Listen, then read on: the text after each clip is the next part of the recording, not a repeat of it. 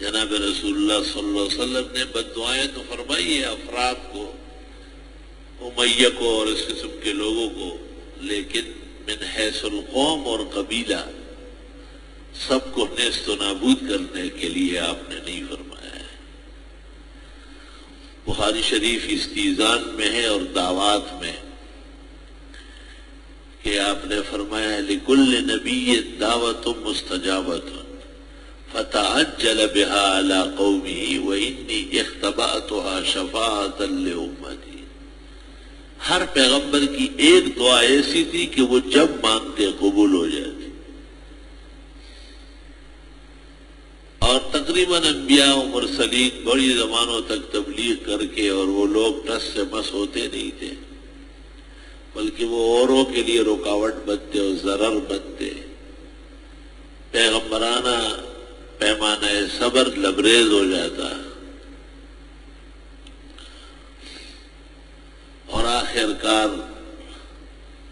ان ناکارہ عناصر سے اور انسانوں کو بچانے کے لیے بد دعا فرما لیتے تھے۔ فَتَعَجَّلَ بِهَا كُلُّ نَبِيٍّ عَلَىٰ قَوْمِهِ، تقریباً سب استعمال کر چکے ہیں وہ خصوصی 18ویں خصوصی دعا، وَإِنِّي اخْتَبَأْتُهَا شَفَاعَةً لِأُمَّتِي، اور میں نے یہ دعا چھپا کے رکھی ہے اور قیامت کے دن اپنی امت کے لیے استعمال کروں گا اور ان کی شفاعت کروں گا۔ لیکن آپ اتنے محتاط پیغمبر ہیں کہ آپ نے کہا وَلْيَتَنَالُ لِكُلِّ مَن مَّاتَ مِنْ أُمَّتِي لَا يُشْرِكُ بِاللَّهِ شَيْئًا، یہ دعا ہر اس شخص کو حاصل ہوگی میری امت میں سے جو بغیر شرک کیے دنیا سے گزر جائے۔ اور شفاعت کی حدیث میں آپ نے کہا ہے کہ میں کچھ لوگوں کے لیے کہوں گا تو مجھے کہا جائے گا اِنَّكَ لَا تَدْرِي مَا أَحْدَثُوا بَعْدَكَ، آپ کو پتہ نہیں ہے انہوں نے آپ کے بعد بدعات نکالی ہے۔ حافظ ابن قیم اغاثۃ اللحفان میں لکھتے ہیں کہ شرک اور بدعت کا معال ایک ہے، انجام ایک ہے۔ مشرک بدعتی اور بدعتی مشرک ایک ہی چیز، 150 اور 150 کا فرق۔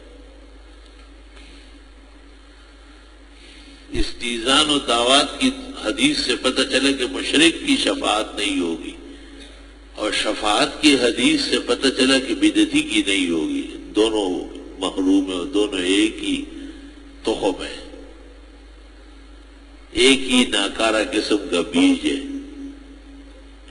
وہی لوگ جو مزارات سے مانگتے ہیں اور غیر اللہ کو پوچھتے ہیں اور انہیں آواز دیتے ہیں مدد و استغاثے کے لیے، وہی لوگ قسم قسم کی بدعات میں اور بے دینیوں میں لگے ہوئے۔